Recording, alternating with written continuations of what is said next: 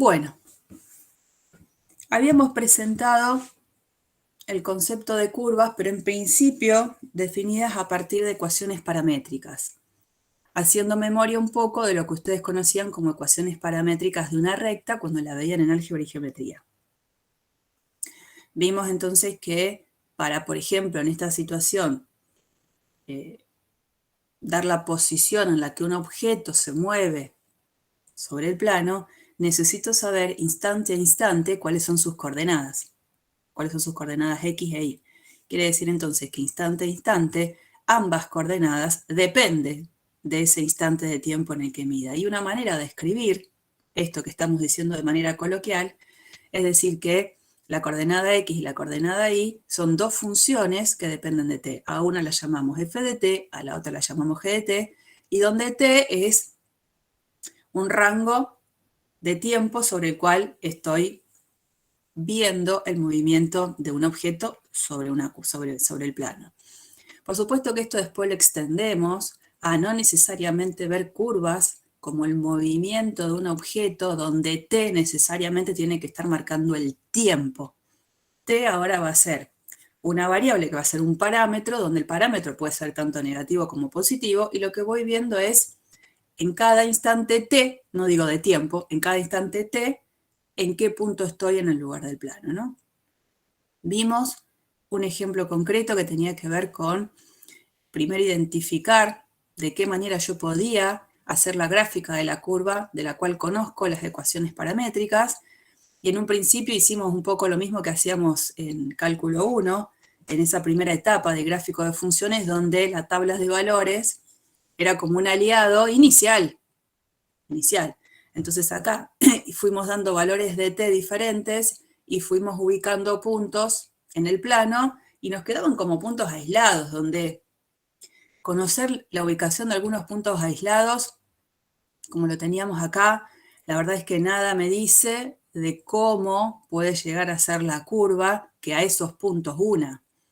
Entonces dijimos, evidentemente, voy a tener que buscarle la vuelta de buscar alguna ecuación más específica que me sirva para identificar a la curva. Y la idea era mantener aquella idea hecha en álgebra y geometría cuando teníamos las ecuaciones paramétricas de una recta y queríamos encontrar lo que después llamamos ecuación general, donde el parámetro lo hacíamos desaparecer. Es decir, dejábamos de tener dos ecuaciones donde estaban involucradas la X, la Y y la T, para pasar a tener una sola ecuación donde la T se iba y nos quedaba la X y la Y dando vueltas nada más, ¿no?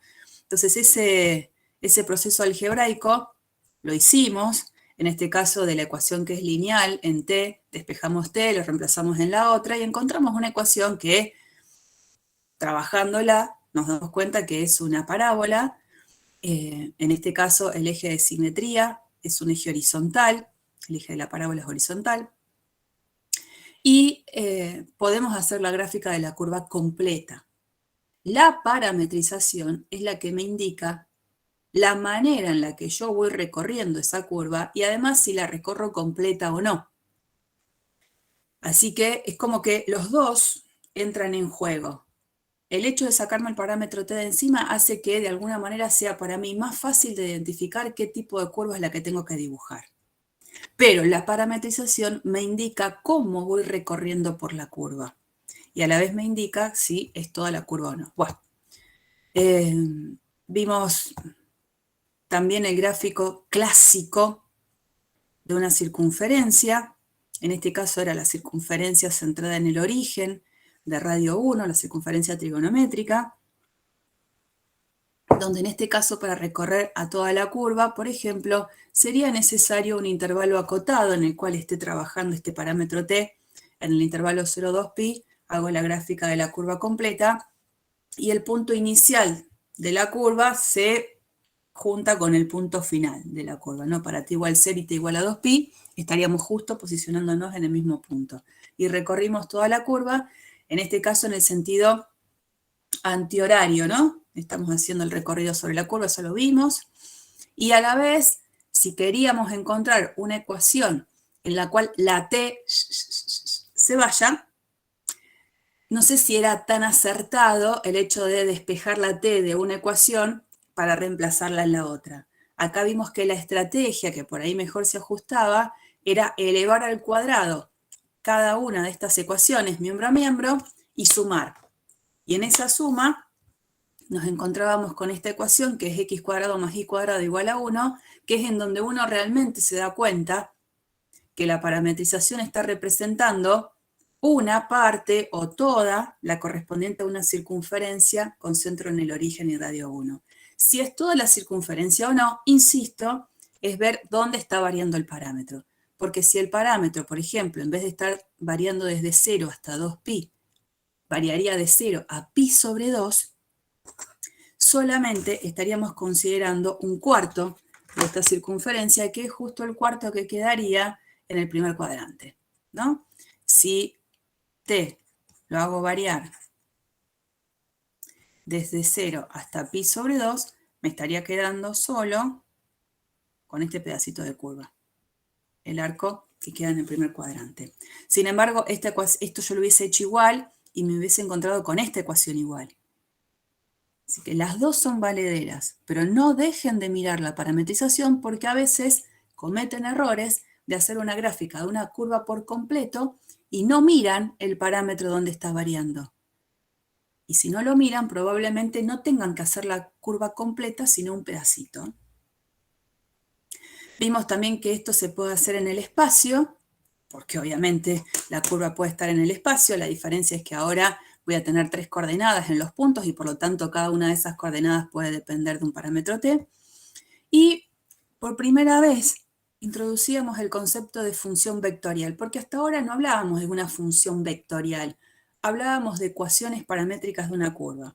Entonces ahora nos ponemos un poco más formales y hablamos de función vectorial. Una función vectorial que la tenemos definida después es una función que tiene un dominio contenido en R y un conjunto de llegadas, conjunto de imagen, contenido en el espacio de vectores.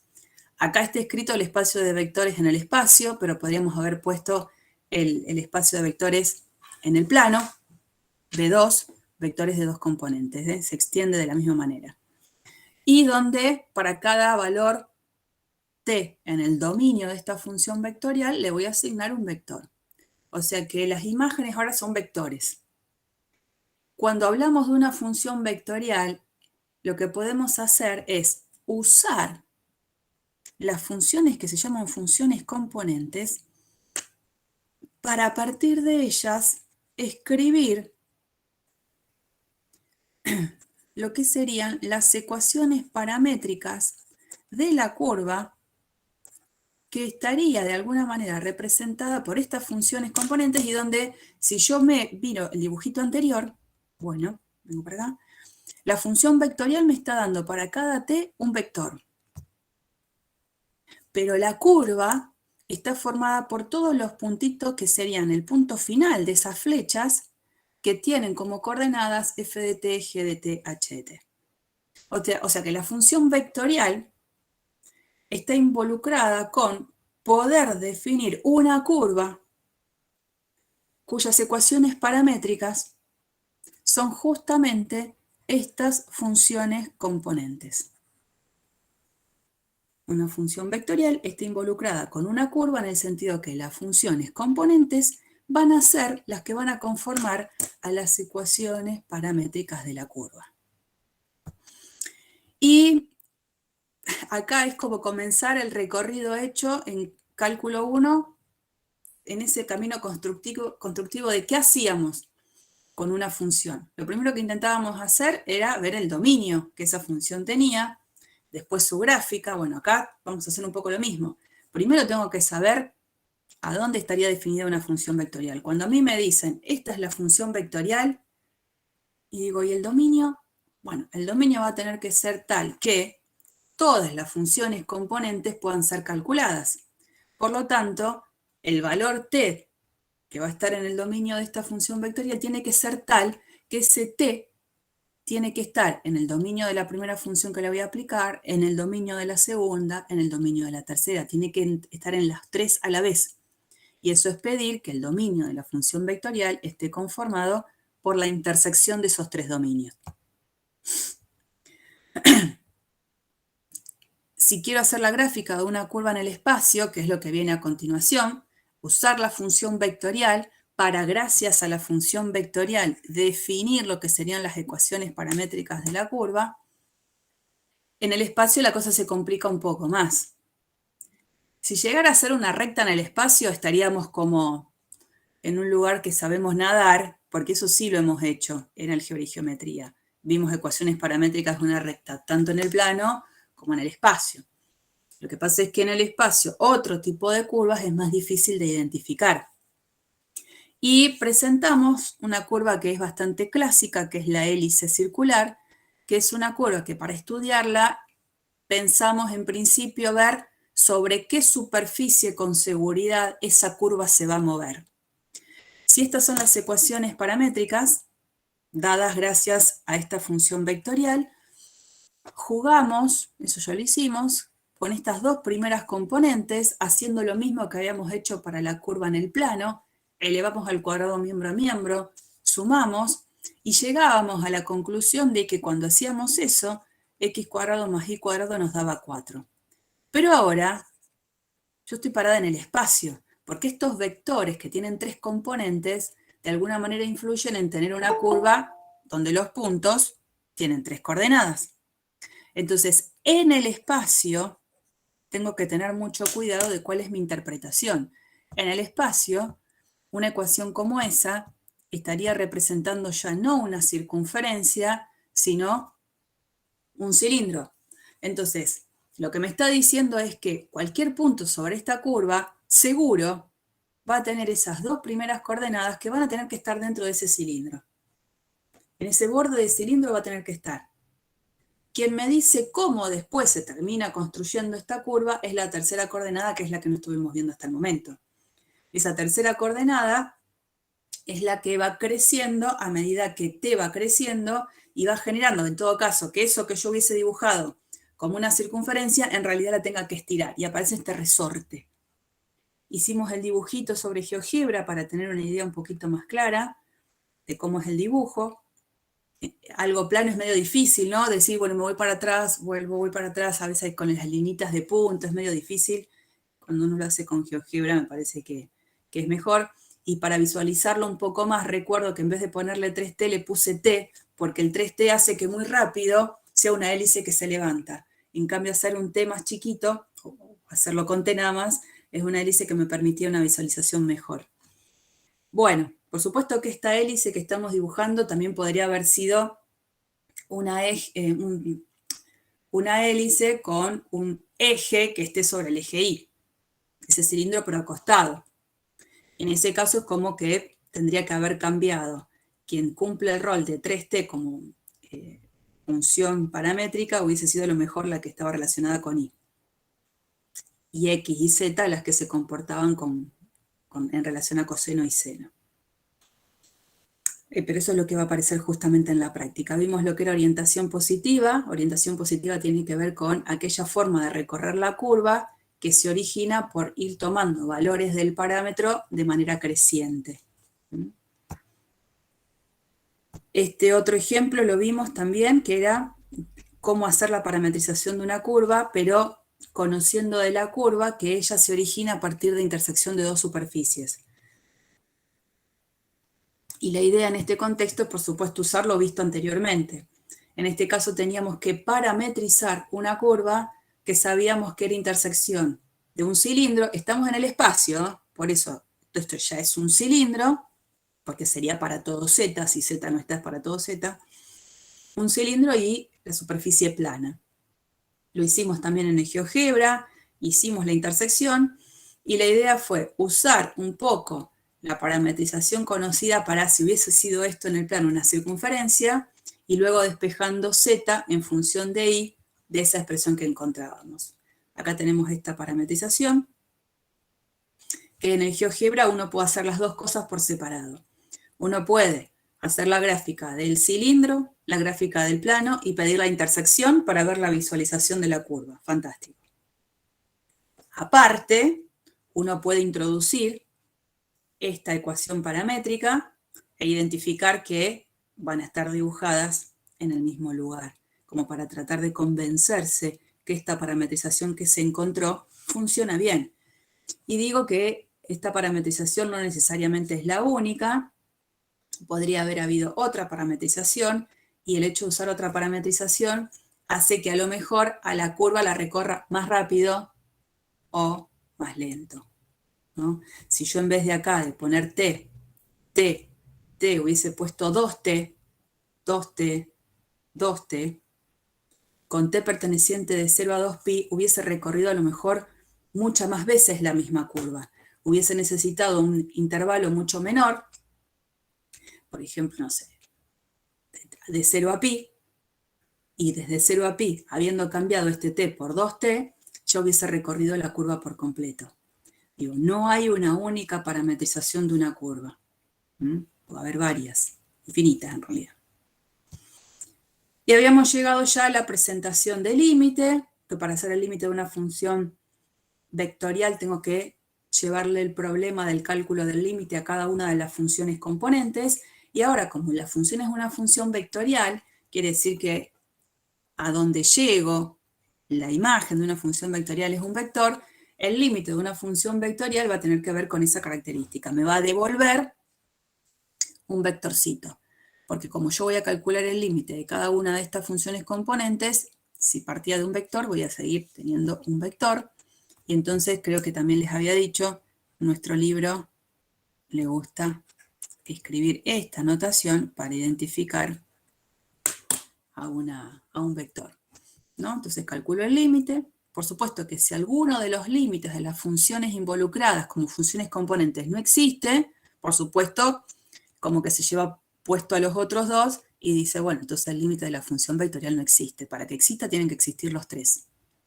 Si la función vectorial llegara a ser una función vectorial definida sobre el plano, o sea, los vectores son de dos componentes, voy a tener resultados vectores de dos componentes, nada más. La definición de continuidad se extiende tal cual como la veníamos estudiando para funciones clásicas de cálculo 1. Va a ser una función continua si existe el límite de la función vectorial cuando t tiende a A y coincide con lo que vale la función vectorial en A. Lo que hace que para que la función vectorial sea continua, necesariamente cada una de las funciones que forman las componentes van a tener que ser continuas en el mismo valor de A.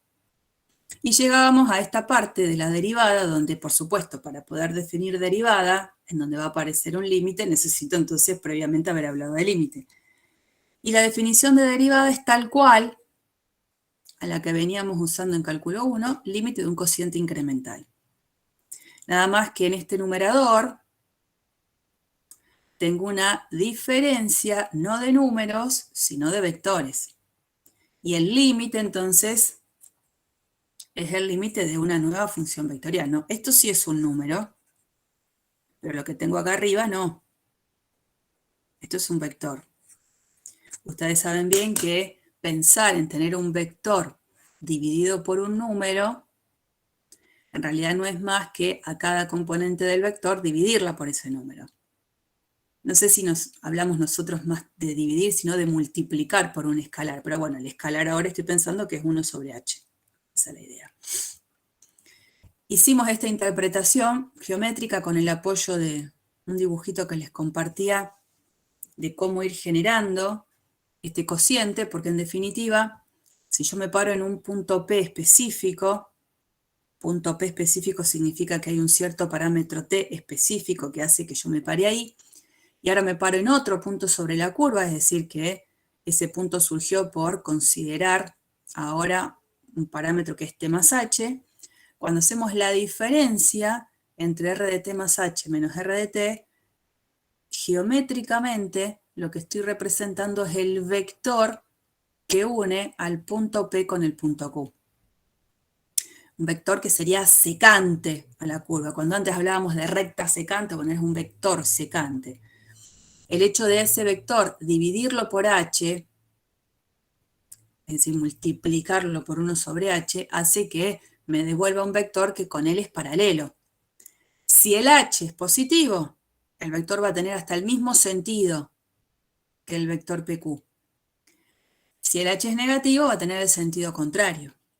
Y lo que vemos es que en el caso de que exista el límite del cociente incremental planteado, cuando H tiende a 0, ese vector secante tiende a tener una posición límite, que es ahora, la que ustedes pueden ver acá, vector tangente a la curva en el punto P en el que estoy parada. O sea que R' de t representa en ese punto P un vector tangente. Llegamos solo hasta ahí. Lo que por supuesto necesito es trabajar un poco más esto de cómo calcular el vector R' de t, porque hasta ahora lo único que sabemos es que sale a partir del límite de un cociente incremental. Entonces, ¿no habrá a lo mejor una manera más rápida de calcular el vector R' de t? ¿Tengo que hacer siempre el límite de un cociente incremental? Bueno, vamos a ver que uno puede usar de una manera súper positiva todo lo que uno ya había visto en cálculo 1. Importante destacar que el vector R' de t, vector tangente a la curva, en el caso de que obviamente sea el vector distinto del vector nulo, porque si fuese el vector nulo, ¿qué puede pasar? Puede ser que me dé el vector nulo. Cuando no sea el vector nulo, tiene sentido pensar en que es vector tangente a la curva y tiene sentido pensar que ese vector, al no ser el nulo, puede ser visto como un vector dirección de lo que podríamos definir recta tangente a la curva. Porque ya tendríamos punto de paso y tendríamos como vector dirección de la recta tangente al propio vector R'. Así que podríamos, por ejemplo, en algún ejercicio, en algún punto en particular, pedir identificar a la recta tangente a la curva en un punto en particular. Cuando es en un punto en particular, ya me están diciendo un punto de paso. Y para indicar la dirección, buscaré el vector R' de t. Ahora, bueno, eso es lo que está definido acá, recta tangente. A veces no va a ser un contexto que nosotros estemos mucho tiempo trabajando, porque hay una sección que no la vamos a trabajar, que es la sección, si mal no recuerdo, la 13.3, no me acuerdo ahora, donde se usa mucho el concepto de vector tangente unitario, el concepto de vector normal. Eso no lo vamos a manejar. Así que yo lo único que hago es, miren bien lo que les comparto, identificar que así como está el vector tangente a la curva, si yo lo divido por su módulo, eso lo convierte en un versor, y a ese versor en especial lo llamamos vector tangente unitario. Y la notación que tiene particular es la de la T mayúscula. T mayúscula de T o T mayúscula del valor que se haya llamado el parámetro, tenemos esa forma de identificar el vector tangente unitario a una curva. Tangente de módulo 1. ¿Cómo podríamos ir buscando de una manera más sencilla el vector tangente? Es decir, ¿cómo podemos buscar esa función R' de t? Fíjense, este teorema es bastante simple, entenderlo así. Si yo tengo una función vectorial, que obviamente conozco sus funciones componentes, un poco más grande, al momento de calcular R' de t, recién dijimos que R' está en el libro, por eso no es necesario que lo hagamos acá, lo pueden ver ahí. Pero R' de t dijimos es el límite cuando h tiende a 0 de R de t más h menos R de t sobre h. R de t más h no es más que este vector, en donde en lugar de poner t, pongo t más h. R de t es este vector. Entonces, en definitiva, me quedaría el límite cuando h tiende a 0 de un vector que por componentes voy a tener como primera componente f en t más h menos f en t. Como todo va a estar dividido sobre h, y dijimos dividir a un vector por una constante no es más que cada componente dividirla por la constante, entonces va a aparecer h acá. Lo mismo voy a hacer para g y lo mismo voy a hacer para h.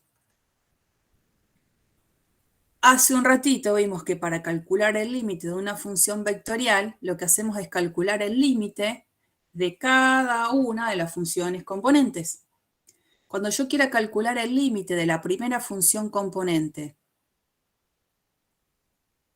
¿qué me va a dar ese límite?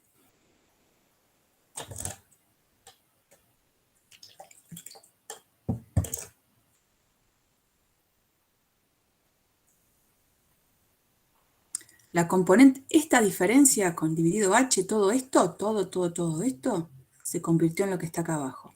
Que no lo terminé de completar porque está en el libro. Centro mi atención en la primera componente. Calcular el límite de esta gran función vectorial es calcular el límite de cada una de las funciones componentes. Cuando quiera calcular el límite de la primera función componente, ¿con qué me voy a encontrar? ¿Qué va a Con la, ser? con la derivada de esa primera componente. Simplemente, cuando pase el límite en la segunda componente, tendré en definitiva la derivada de esa segunda componente y lo mismo con la tercera. Por eso es que, obviamente, pidiéndole a esas tres funciones que sean derivables, con lo que me voy a encontrar es que al momento de calcular la derivada de la función vectorial, lo que voy a tener es una nueva función vectorial donde sus funciones componentes sean ahora las derivadas de cada una de las funciones componentes que conformaban a la función vectorial. Simplemente eso. ¿Estamos? Entonces, bueno, la demostración, que intenté hacer un croquis de cuál sería la idea, es la que está puesta en el libro y esa la pueden ver de ahí. No es que no la hacemos, la ven de ahí con esta mini interpretación inicial. Es muy sencillo, no tiene una construcción que sea sumo, resto, agrupo, elevo, nada, es eso nada más. Es escribir e ir aplicando la definición de límite componente a componente. Bueno, entonces, acá es donde yo me quería venir a GeoGebra.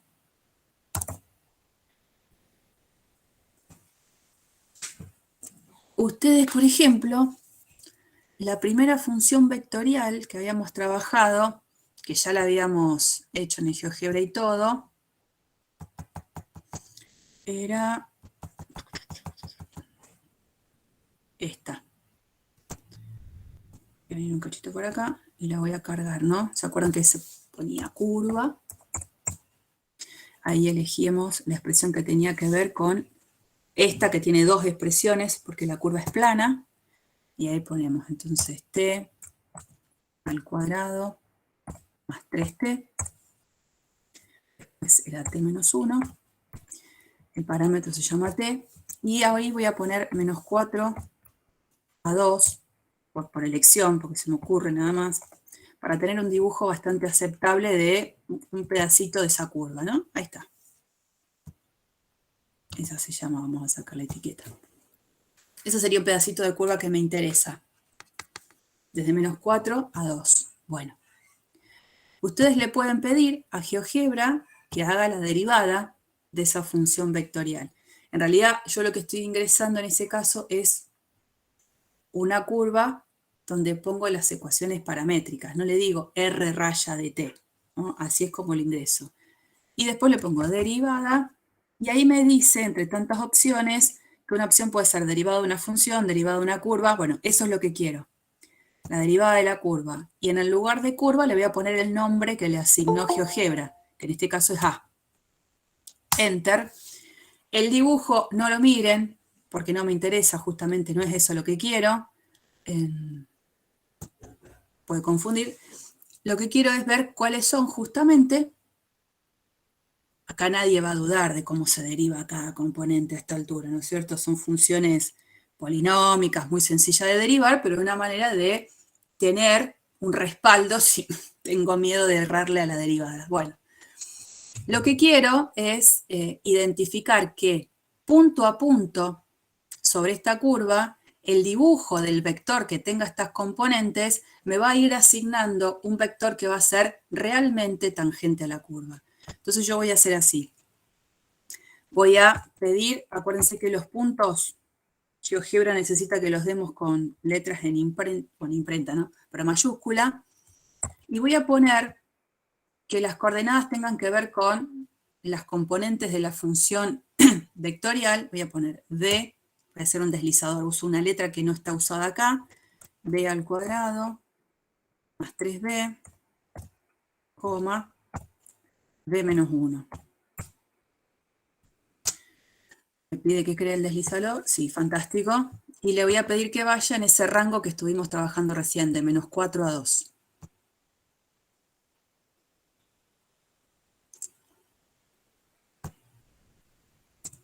De menos 4 a 2. Entonces, vengo para acá. Desde menos 4 voy subiendo y fíjense el punto va recorriendo la curva. Entonces ya tengo hasta un sentido de recorrido fantástico. Chan, chan, chan, hasta ahí.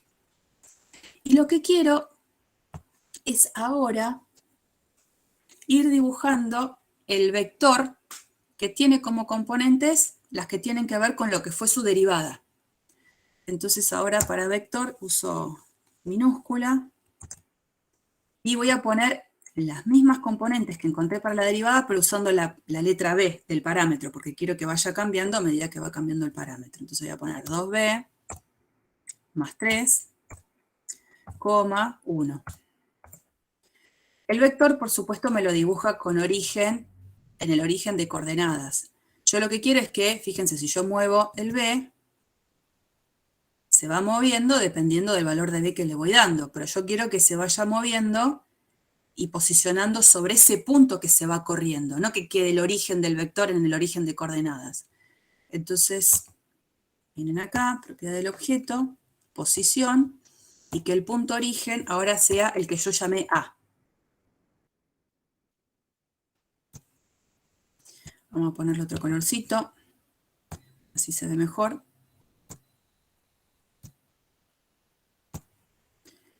Bueno, entonces miren, ¿no? Tengo acá, fíjense cómo va cambiando a medida que voy avanzando por la curva, cómo va cambiando el vector, no solo de dirección, sino que además de módulo, ¿no? Fíjense, chin, chin, chin, chin, chin. Pero el vector sigue siendo todo el tiempo tangente a la curva, que es lo que quería mostrar. Eso es importante. Y el vector tangente tiene un sentido, la flecha, que tiene que ver hacia dónde el punto está avanzando. Como este puntito en este caso va avanzando desde abajo hacia arriba, ese vector apunta, acá digo, también hacia el lado donde el puntito se va a ir corriendo. Y obviamente ese vectorcito va a ir cambiando de módulo porque van a ir cambiando, en este caso, las componentes, ¿cierto? Acá, del punto y van cambiando las componentes del vector. Bueno, esto que hice yo, lo pueden hacer para cualquier curva, para cualquiera. No puedo cambiar acá la curva tan rápidamente porque las componentes las puse en función de estas leyes. Pero lo mismo pueden hacer para la circunferencia, para la hélice en el espacio. Eso es lindo también hacerlo con la hélice. Pero hagan los mismos pasos que hice yo, usando un deslizador, y pueden ir viendo cómo se va moviendo el vectorcito. Bueno. Sobre todo es para convencerse que realmente ese vector termina siendo tangente, ¿no? Visualmente.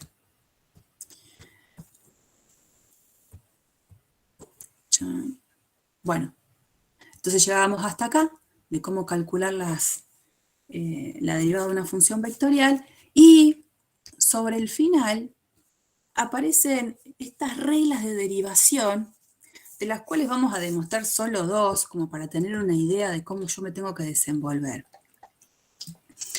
Acuérdense, el libro, lo que pone en negrita, es un vector.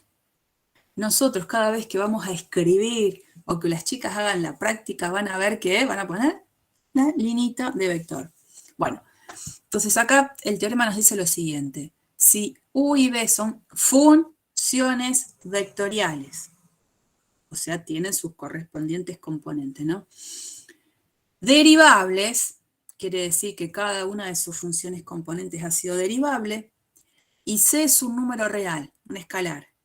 Y F es una función de valores reales. Eso quiere decir que la F es la típica función que veníamos trabajando hasta antes de la semana pasada.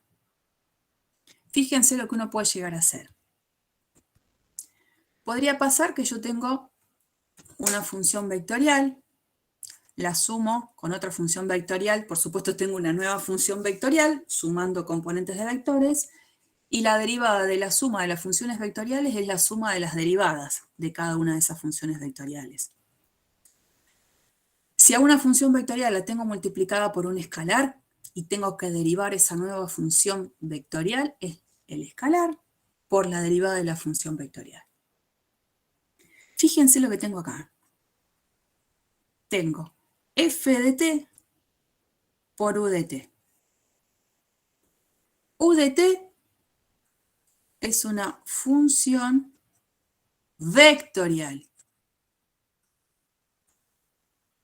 Esta f de t es una función, como dice el enunciado, una función de valores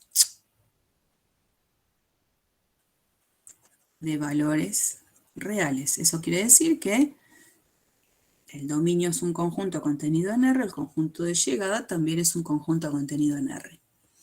Cuando yo haga la multiplicación de esta función de variable real por esta función que es vectorial, ese producto, ¿de qué mundo va a ser? ¿Vectorial o de valores reales? Vectorial. ¿Seguro? Y estoy multiplicando valores reales por un vector. Supongo que sí. Exactamente. Supongo que sí, supone muy bien que sí. ¿Qué sé yo? Por ejemplo, se me ocurre pensar, tengo 2t, seno de t y e a la t, la función vectorial, ¿no? Y acá la estoy multiplicando por un escalar que tiene la forma t menos 1. Esta sería la f de t y todo esto sería la u raya de t. En definitiva, esto que es un escalar va a multiplicar a cada componente, entonces la expresión que voy a tener es t menos 1 por 2t, después t menos 1 por seno de t, y luego t menos 1 por e a la t. Es decir, tengo una nueva función que es vectorial. Entonces, tiene que estar igualado a algo que tiene que tener sentido, tiene que ser algo vectorial, una función vectorial. Y la regla de derivación que se puede probar es como si tuviese la regla de la derivada del producto, pero cuando haga la derivada de ese producto, tengo que tener en cuenta que voy a derivar funciones de especies diferentes. Entonces acá yo livianamente diría la derivada del primero por el segundo sin derivar, más la primera por la derivada del segundo. Fantástico. Pero cuando haga la derivada de la primera va a ser la derivada de una función de valores reales y la voy a multiplicar por la función vectorial sin derivar y luego voy a sumar la función de valores reales por la derivada de la función vectorial derivando como yo ya sé cada una de sus componentes. O sea, la regla que conozco como que sigue valiendo, pero teniendo en cuenta que voy a derivar en algún momento funciones de especies distintas, que vienen de mundos diferentes. Profe, entonces, perdón, el resultado de eso sería igualmente una suma de funciones vectoriales. Exactamente. Exactamente, tiene que tener sentido, porque esto es un escalar por un vector. todo eso me devuelve un vector. Y acá lo mismo, un escalar por un vector es un vector, y después tengo que sumar vectores. Suma de vectores, vectores, entonces me devuelve una expresión que es una función vectorial. Tengo que tener cuidado con eso, ¿no? Ahora vengo a la propiedad 4. Este por de acá, me parece que ustedes, díganme si siguen usando eso en álgebra, porque yo sé bastante que no estoy. Creo que ustedes el producto escalar lo hacen con una cruz y el producto vectorial así, o ya no. Sí, así mismo. Todavía seguimos usando Bueno, esa simbología. esos son símbolos, sí, es verdad, son un poco viejos porque hasta los usaba yo, miren. El libro, el Stewart, usa una notación que a mí me resulta más simpática. Me gusta, a mí particularmente me gusta más. El puntito es el producto escalar, o sea, esto acá vamos a tener que desterrarlo porque nos vamos a tener que adecuar al libro. El puntito solito para el Stewart es producto escalar, mientras que la cruz es el producto vectorial. Acomoden la cabeza, punto producto escalar, crucecita producto vectorial. Que creo que no sé si en física no se sigue la misma nomenclatura. Ustedes me dirán. ¿O estoy errada? Claro, pero el tema es que yo uso el punto de la multiplicación. Sí. Sí, este puntito es apenita un poquito más gordito. Pero en física no manejan esta notación. Me parece que no. ¿Y el producto vectorial cómo lo hacen? No, sí, con la B invertida, o sea, con... Ah, ¿también? Sí, sí. Bueno. Acá nos acomodamos así. ¿Qué se le va a hacer? Puntito producto escalar, crucecita producto vectorial. Lo que importa es saber la naturaleza, entonces, de lo que nos va a quedar. Acá tengo planteado un producto escalar entre vectores. Cuando yo haga ese producto escalar entre vectores, esto, ¿de qué naturaleza va a ser? El resultado de un producto escalar. Va a ser un escalar, o sea, va a ser un número. Bien, es un número. Entonces, la derivada de una expresión que va a ser no un número constante, una expresión que va a ser un escalar. Cuando lo derive, me tiene que seguir dando un escalar, algo que no sea un vector. Fíjense que está igualado a algo que también tiene la misma característica, ¿no? Cuando yo haga acá un producto escalar, eso también va a ser algo que va a tener que representar un número. Acá también voy a tener algo que representa un número, y la suma de números es una expresión también un número. O sea que no es un vector, va a devolver un escalar. Y fíjense que la regla que se puede mostrar es que la derivada de un producto escalar entre funciones vectoriales otra vez sigue la regla de la derivada del producto. La derivada del primero por el segundo sin derivar, más el primero por la derivada del segundo. Nada más que ahora ese por, que uno lo dice tan livianamente, no es por, sino que es producto escalar. Entonces, la derivada del primero escalar el segundo sin derivar, más el primero escalar la derivada del segundo. Y entonces, de alguna manera, mirando el 5, que es muy parecido, cuando tenga que hacer el producto vectorial, ustedes saben bien que el producto vectorial entre vectores me devuelve un vector. O sea que ahora esto es un vector. La derivada de una función vectorial me vuelve a dar una función vectorial. Y fíjense que tiene sentido porque acá tengo producto vectorial, o sea que me devuelve un vector. Esto es un vector y la suma de vectores me devuelve otra vez una expresión que es un vector. Y ahí, de nuevo, la derivada del primero por el segundo sin derivar, más el primero por la derivada del segundo. Pero ahora ese por, en realidad es producto vectorial. ¿Cómo tendría que decir cómo corresponde esta fórmula? La derivada del producto vectorial entre dos funciones vectoriales es la derivada de la primera función vectorial, la segunda sin derivar, más la primera sin derivar, vectorial la derivada de la segunda. Y lo que faltaba, que de alguna manera es regla de la cadena, puedo tener lo siguiente. Yo puedo hacer una composición en este sentido. Si tengo una función escalar, una función de variable real, f de t me devuelve un número. Ese número lo puedo usar como parámetro en el cual voy a evaluar la función vectorial después. Entonces eso origina una composición. Composición de la que acá lo que tengo, de nuevo, es un vector.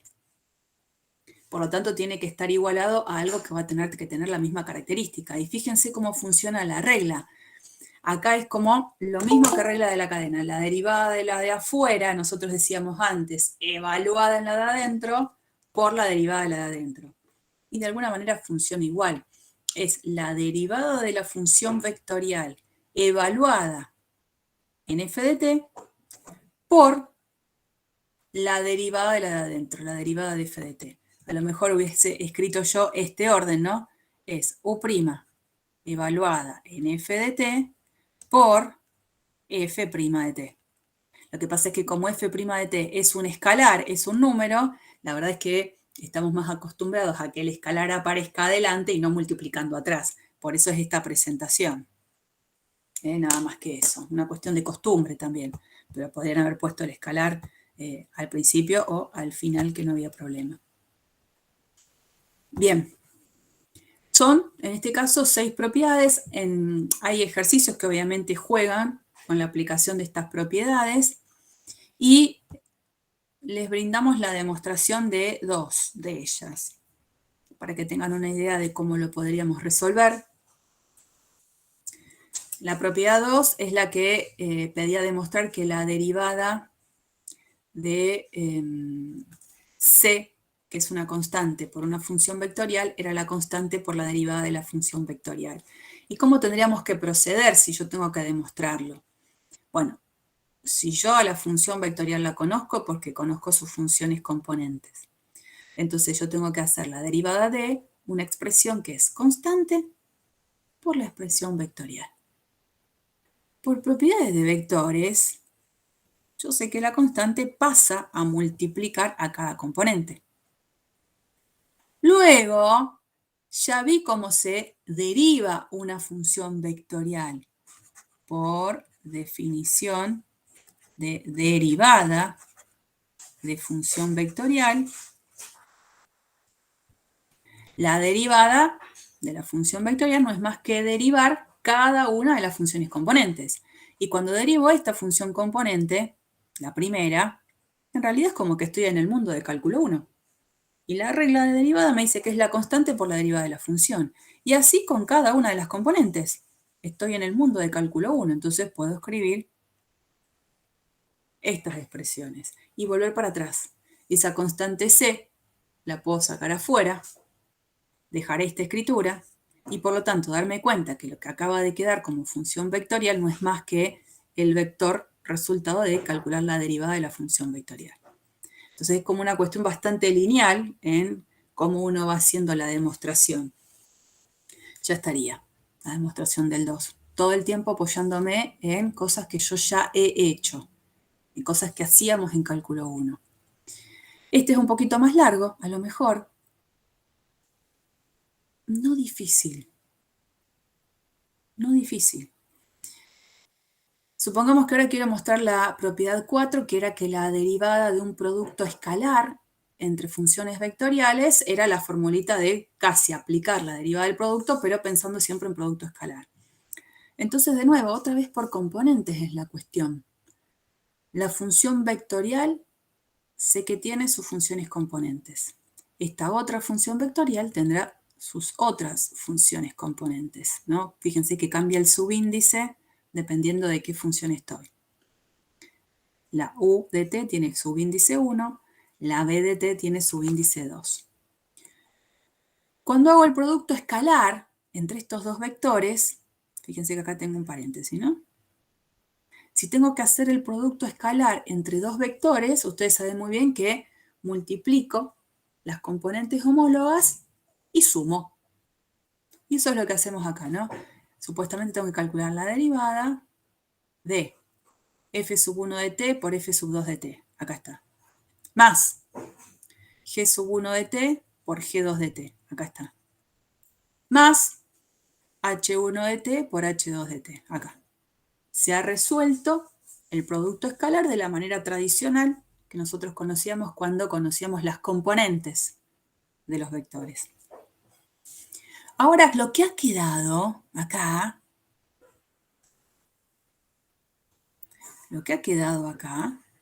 toda esta gran cosa, es una gran función de una variable. No hay comas acá, no hay vectores dando vueltas. Entonces, si yo tengo que derivar esa gran expresión, tendré que derivar, de la manera clásica de cálculo 1, cada una de estas expresiones que conforman esta suma. Entonces, cuando vaya a derivar este producto, el primero, aplicaré la regla derivada del producto, que la tengo acá. La derivada del primero por el segundo sin derivar, más el primero por la derivada del segundo. Eso mismo por cada uno de los sumandos involucrados. Acá tengo para G, acá tengo para H. Y ahora el paso que sigue, no es que lo vamos a ver tan detenidamente, pero el paso que sigue es acomodar los términos de manera conveniente, ¿no? Por ejemplo, es este primero, este de acá es el que está acá. Este es este, que viene a parar acá. Y H1' por H2 es este, que viene a parar acá. Acomodamos, no estoy ni sumando ni restando nada, acomodamos de manera apropiada. Ese acomodar hace que lo que está en rojo pueda ser visto como el resultado de un producto escalar donde acomodo las componentes de dos vectores de manera conveniente para mí. Pienso en un vector que tenga componentes F1', G1', H1', y conformo este primer vector. Y el segundo, el que tenga como componentes F2, G2, H2. Y lo pongo acá. Lo mismo hago con lo que ha quedado escrito en azul, acomodo de manera conveniente y digo, mira vos lo que me quedó. Este primer vector es U' de t, este segundo vector es B de t. Y en el segundo sumando, lo mismo. Este es ahora U de t y este segundo es B' de t. No es dificultoso hacer la prueba, basta con trabajar por componentes. Si tengo que hacer las demostraciones de todas, lo haré por componentes. Los invito a que hagan un par más para que justamente se vayan acostumbrando a este mundo de funciones vectoriales, pero no más de eso. Sí, conocer las propiedades y aplicarlas bien en los ejercicios. No hagan una ensalada que mezclan todo y escriben cualquier cosa. Y nos falta, para terminar un poco esta parte, que todavía hay un archivito más de funciones vectoriales, pero es cortito. Nos falta, si ya estuvimos viendo cálculo de límite, de derivada, nos falta integrales. Entonces, bueno, ¿qué querrá decir el cálculo de una integral definida para una función vectorial ahora? Por supuesto que podríamos hacer lo mismo que hacíamos para funciones que veníamos trabajando hasta hace poco, y entonces vamos a definir a la integral definida de una función vectorial como el límite de sumas de Riemann, donde lo que estamos haciendo es componente a componente hacer sumas de Riemann de cada una de las funciones. Entonces, en definitiva, vamos a definir la integral definida de una función vectorial de esta manera. Componente a componente, la integral definida de cada una de esas funciones que conforman a la función vectorial, ¿no? Acá estoy pensando que R raya de t es f de t, g de t, h de t, y así, ¿no? Una función vectorial, como le gusta al libro. Si la escribo a partir de una suma vectorial, le pondré el i, el j y el k. Una opción es esta y otra es con el i, con el j y con el k. O sea que el problema de calcular la integral definida de una función vectorial se lo asigno a calcular la integral definida de cada una de las funciones componentes. Y ahí me manejo como yo ya sé. Porque ahora son funciones de las que venimos trabajando desde hace tiempo. Lo que sí, ahora después vamos a hacer algún ejercicio después del recreito que hacemos habitualmente, tengo que tener cuidado en esto, miren. Ahí yo hablaba de una función, una integral definida. Si fuese indefinida, que busco familia de funciones primitivas, también le voy a asignar el problema de cálculo de integrales indefinidas a cada componente. Pero tengo que tener un cuidado en especial ahí. Cuando yo quiero resolver esta integral indefinida, en la primera componente, voy a escribirlo así, con notación de vector.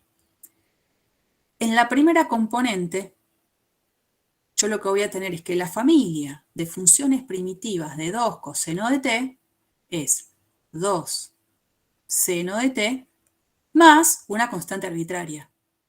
La voy a poner acá como c sub 1. Coma. La segunda componente, voy a optar por esta notación, ¿no? Para no poner el i, el j y el k. La segunda componente tiene que ver con calcular la integral indefinida de la función seno. Entonces, ¿qué vamos a poner? Menos coseno de t más una constante arbitraria. La llamo c sub 2. No puedo poner c en todos como si fuese la misma constante arbitraria. Una constante arbitraria. Y la tercera componente, la familia de funciones primitivas de 2t, es t cuadrado más una constante arbitraria que la voy a llamar c3. Así es lo que yo tendría que escribir, ¿no? ¿Qué hacemos? Escribirlo a lo mejor a penitas diferente. Podríamos escribir así. 2 seno de t, coma, menos coseno de t, coma, t cuadrado, más un vectorcito de constantes arbitrarias. Bueno, esa es la notación que acá en el libro la está llamando C mayúscula negrita. Es una constante arbitraria, pero que es un vector. ¿Está bien? Ojo. Esto que está acá es esto. Y esto es esto. Esto es un vector constante arbitrario. Y como vector tiene 3 componentes, 3 constantes que son arbitrarias. O sea, está el más c, pero ese c es un vector de componentes que son números constantes arbitrarios. Eso es lo que tengo que tener en cuenta, muy en cuenta. Entonces, por ejemplo, si yo quisiera calcular la integral desde 0 hasta pi sobre 2 de esta función vectorial, por lo que acabo de ver recién, tengo que hacer la integral definida de cada componente usando estos extremos de integración. Si acá acabo de ver la familia de funciones vectoriales primitivas, calcularé la integral en cada una de las componentes. Esta será mi función primitiva que la voy a evaluar entre 0 y 2pi, esta entre 0 y 2pi, esta entre 0 y 2pi, y lo que obtengo es un vectorcito nuevo de 3 componentes. ¿Estamos?